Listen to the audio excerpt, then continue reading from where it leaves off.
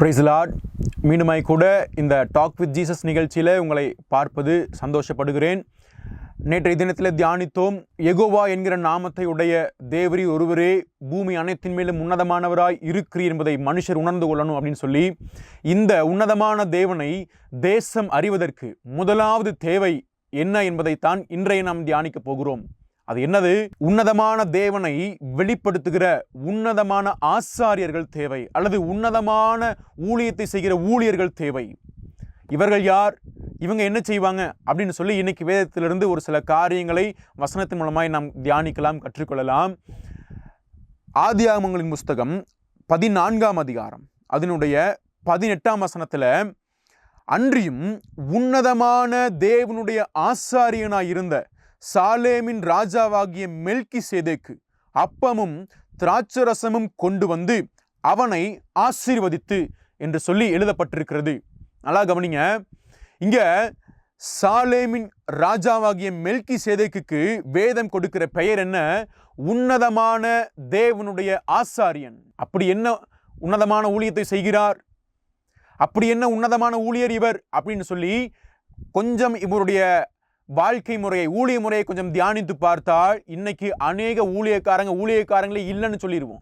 ஏன்னா இந்த உன்னதமான தேவனுடைய ஆசாரியனாய் இருக்கிற மெல்கிசேதேக் என்கிற ஊழியக்காரன் ஆபிரகாமை ஆசீர்வதிக்கிறாராம். அது எப்படிப்பட்ட ஆசீர்வாதமாம்?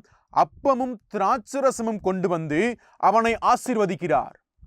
யார் இந்த ஆபிரகாம் அப்படின்னு சொல்லி முந்தின அதிகாரங்களில் வாசிச்சு பார்த்தா 13ஆம் அதிகாரத்தில் ஆபிரகாம் மிருக ஜீவன்களும் வெள்ளியும் பொன்னுமான ஆஸ்திகளுடைய சீமானா இருந்தான்னு பைபிள் சொல்லுது. So he is already rich, he is already blessed according to the world.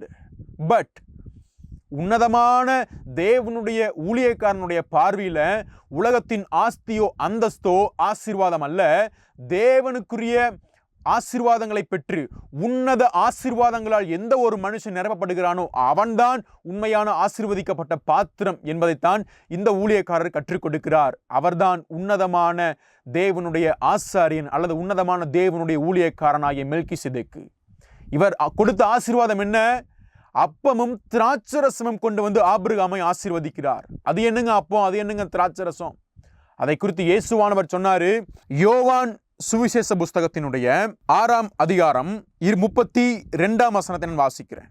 இயேசு அவர்களை நோக்கி, வானத்திலிருந்து வந்த அப்பத்தை மோசே உங்களுக்கு கொடுக்கவில்லை, என் பிதாவோ வானத்திலிருந்து வந்த மெய்யான அப்பத்தை உங்களுக்கு கொடுக்கிறார் என்று மெய்யாகவே மெய்யாகவே உங்களுக்கு சொல்லுகிறேன். வானத்திலிருந்து இறங்கி உலகத்துக்கு ஜீவனை கொடுக்கிற அப்பமே தேவன் அருளிய அப்பம் என்றார். அப்பொழுது அவர்கள் அவரை நோக்கி, ஆண்டவரே, இந்த அப்பத்தை எப்பொழுது எங்களுக்கு தர வேண்டும் என்றார்கள். இயேசு அவர்களை நோக்கி, ஜீவ அப்பம் நானே. என்னிடத்தில் வருகிறவன் ஒரு காலும் பசியடையான், என்னிடத்தில் விசுவாசமாக இருக்கிறவன் ஒரு காலும் தாகமடையான் அப்படின்னு சொல்லி ஜீவ அப்பமாகிய தன்னுடைய சரீரத்தை பிதாவாகிய தேவன் உங்களுக்கு கொடுக்கிறார் அப்படின்னு சொல்லி ஜனங்களுக்கு சொல்லுகிறார். இந்த ஜனங்கள்லாம் யார் அப்படின்னா, போஜனத்திற்காக இயேசுவை தேடி வரவங்க. அப்பதான் இயேசு சொல்றாரு, அழிந்து போகிற போஜனத்திற்காக அல்ல, நித்திய ஜீவன் வரைக்கும் நிலைநிற்கிற போஜனத்திற்காகவே கிரியை நடப்பியுங்கள் அப்படின்னு சொல்லும்போது அந்த ஜனங்களாம் கேட்கிறாங்க, அப்படி என்ன கிரியை நாங்க செய்யணும் அப்படின்னு சொல்லி. அப்பதான் இயேசு சொல்றாரு, பிதா கொடுக்கிற அப்பத்தை நீங்க புசிக்கணும், அவர் கொடுக்கிற ரத்தத்தை நீங்கள் பானம் பண்ணணும், ஏன்னா அப்பதான் உங்களுக்கு நித்திய ஜீவன் கிடைக்கும்னு சொல்லி அதையும் அதனுடைய 54ஆம் வசனத்துல சொல்றாரு, என் மாம்சத்தை புசித்து, அதாவது ஜீவ அப்பமாக என் மாம்சத்தை புசித்து என் ரத்தத்தை பானம் பண்ணுகிறவனுக்கு, திராட்சரசமாகி என்னுடைய ரத்தத்தை பானம் பண்ணுகிறவனுக்கு நித்திய ஜீவன் உண்டு, நான் அவனை கடைசி நாளில் எழுப்புவேன் அப்படின்னு சொல்லி தேவன் கொடுக்கிற ஆசீர்வாதமாகிய இயேசு கிறிஸ்துவனுடைய அப்பமாகிய சரீரத்தையும் அவருடைய ரத்தமாகிய திராட்சரசத்தையும் ஆசீர்வாதமாய் வானத்திலிருந்து கொடுத்தாராம் பரலோகத்தின் பிதா. அதைத்தான் இயேசு ஆசீர்வாதம்னா பார்க்கிறார். உலகத்தினுடைய போஜனத்தை தேடுகிற காரியத்தை தேவன் ஆசீர்வாதமே கன்சிடர் பண்ணவே இல்லை. இந்த உன்னதமான ஆசீர்வாதத்தை கற்றுக் கொடுத்த, உன்னதமான ஆசீர்வாதத்தால் ஆபிரகாமை ஆசீர்வதித்த ஊழியர்தான் உன்னதமான தேவனுடைய ஆசாரியனாகிய மெல்கிசேதேக்கு.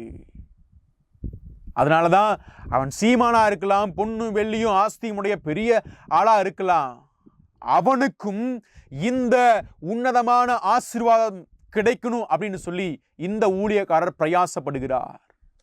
இன்னைக்கு இருக்கிற ஊழியக்காரன் நிலைமை யோசிச்சு பாருங்களே. உன்னதமான ஆசீர்வாதத்தையோ அல்லது இயேசு கிறிஸ்துவனுடைய சத்தியத்தையோ சொல்லுவதற்கெல்லாம் முக்கியம் இல்லை.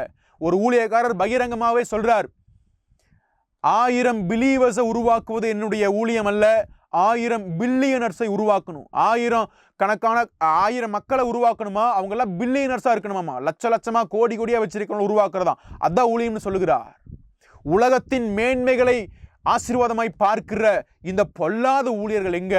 ஆனால் உன்னதத்திலிருந்து வந்து இறங்கிய ஜீவ அப்பமாகிய இயேசுவின் சரீரத்தையும் அவருடைய ரத்தமாகிய திராட்சரசத்தையும் ஆசீர்வாதமாய் கொடுக்கிற அந்த உன்னதமான ஊழியக்காரனாகிய மெல்கிசேதேக்கு எங்கே? ஏன் இன்னும் தேசம் உன்னதமான தேவனை அறியவில்லை அப்படின்னா, பொல்லாத ஊழியர்கள், உலகத்தின் ஆஸ்திகளை ஆசீர்வாதமாய் காண்பிக்கிற ஊழியர்கள். இப்போ இயேசு கிறிஸ்துவனுடைய சரீரம் ரத்தம் அதைத்தான் நாங்கள் வாரம் போய் அல்லது மாதம் ஒரு வாட்டி போய் நாங்கள் கம்யூனாக சாப்பிட்டு வந்துடுறோமே, அப்புறம் என்னங்க ஆசீர்வாதம் சொல்லி நீங்கள் கேட்கலாம். அதன் உண்மையான ஆசீர்வாதம் என்ன என்பதை பவுல் பிலிப்பியருக்கு எழுதின நிருபத்தில் கொஞ்சம் சொல்கிறாரு. அதை நான் வாசித்தாலும் உங்களுக்கு நல்லா புரியும். நான் வாசிக்கிறேன். பிலிப்பியருக்கு பவுல் எழுதின நிருபம் அதனுடைய 3ஆம் அதிகாரத்தின் 10ஆம் வசனத்தை வாசிக்கிறேன். இப்படி நான் அவரையும் அவருடைய உயிர்த்தெழுதலின் வல்லமையையும் அவருடைய பாடுகளின் ஐக்கியத்தையும் அறிகிறதற்கும் அவருடைய மரணத்திற்கு ஒப்பான மரணத்திற்குள்ளாகி எப்படியாயினும் நான் மரித்தோரிலிருந்து உயிரோடு எழுந்திருப்பதற்கு தகுதியாகும்படிக்கும் அவருக்காக எல்லாவற்றையும் நஷ்டமென்று விட்டேன், குப்பையுமாக எண்ணுகிறேன். உன்னதமான ஆசீர்வாதமாகிய இயேசு கிறிஸ்துவனுடைய சரீரத்தையும் இரத்தத்தையும் பானம் பண்ணுகிற ஒரு மனுஷனுடைய வாஞ்சை என்னவா?